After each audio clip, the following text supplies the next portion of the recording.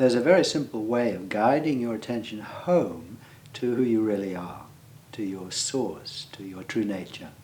And what you do is you point at your foot first, and look at your foot. You can see it's a thing. And then you bring your finger up your body to your knee, and you notice your knee is a thing. And you keep going up to your tummy and up to your chest, and you can still see something there.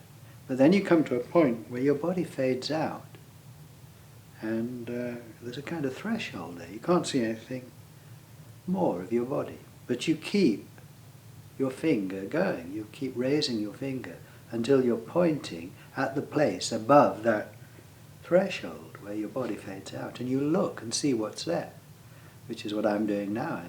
And I'm seeing there's just open space here, capacity for the world, clarity. My hands disappear into the void here, which is full of everything, unconditionally open here, the source, who one really is.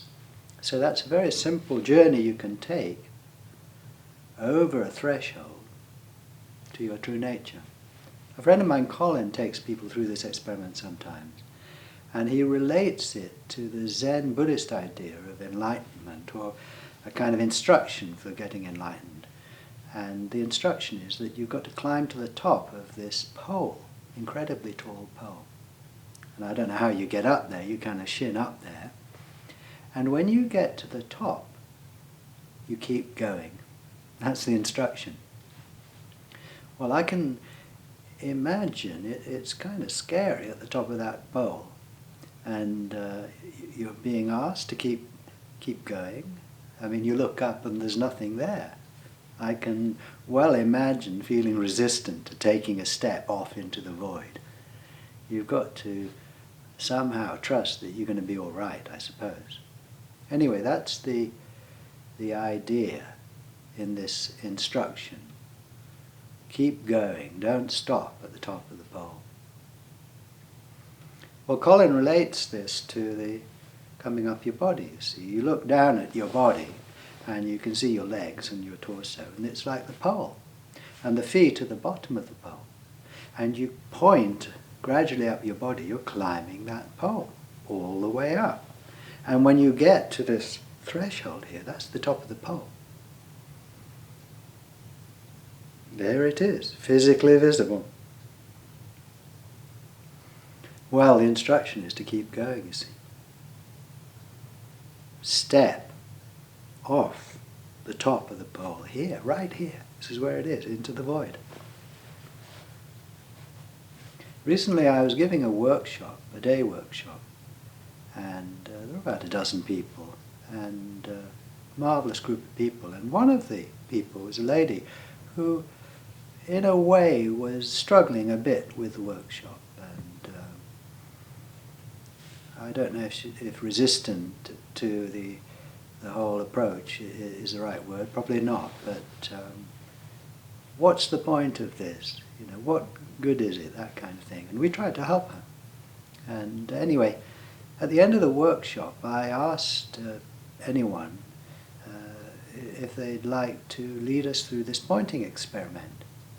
And I do this at the end of workshops sometimes, just invite people to lead us through the experiments, because it's you learn by doing, and if you do the experiment and guide people through, you are able to, you find out what it means to you. And it's also inspiring. I find it inspiring. It's inspiring for others to hear a different expression, really, coming from this wordless source.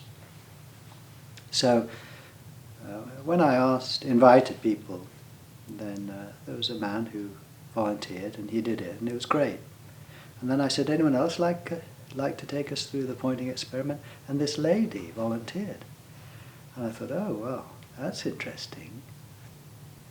Oh, I wonder what's going to happen now. So, but great. So she started us off, and she took us slowly up the pole, because I'd introduced this idea of this pole, climbing this pole and stepping off the top earlier in the workshop, and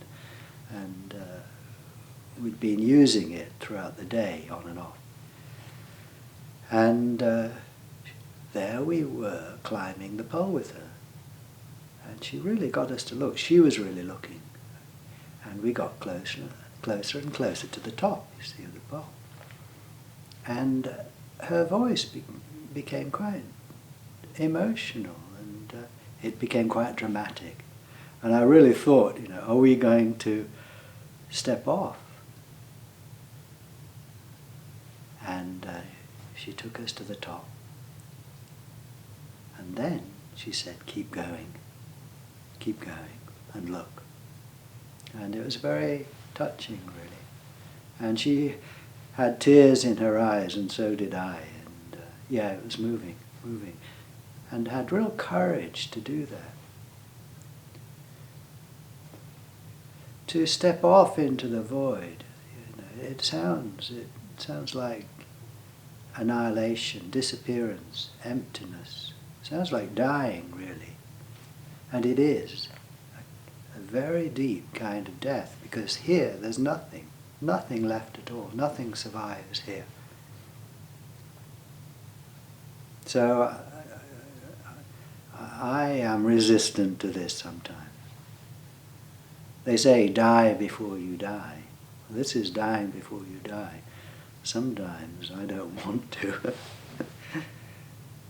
But the brilliant thing is that when you do step off, you're all right. Because everything comes with you. This emptiness is full. It's never just empty. When you die, this deepest of deaths here, you're instantly resurrected as everything. When you climb this pole, if you stop at the top, then you're just that one thing. You remain as that one body, that one person. But if you step off into no thing, you become everything. And that's the only way of being everything, is by being nothing. Surrendering everything and receiving everything back. And how do we surrender everything? It's not the feeling of surrender primarily. Feelings come and go. It's not the idea of surrender. It's seeing. No-thing here. Wordless. Non-verbal. Non-emotional seeing. Attention to the place right where you are, at your center, that only you can see. And discovering that within this capacity is everything. The deepest of deaths leads directly to the widest of lives.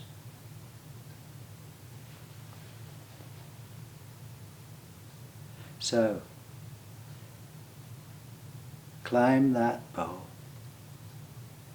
When you get to the top, keep going. Take courage.